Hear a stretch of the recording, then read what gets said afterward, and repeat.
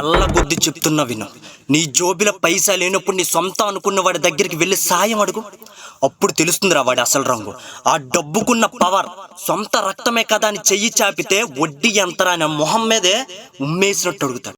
ఒకవేళ వాడికి ఇవ్వడం ఇష్టం లేకపోతే, అరే జస్ట్ ఒక 5 నిమిషాల ముందే ఫోన్ చేయాల్సిందిరా, ఇప్పుడే వేరే వాళ్ళకి రా, ఇప్పుడే వేరే వాళ్ళకి ఇచ్చేసాను అని దరిద్రపు కవరింగ్ ఇస్తాను.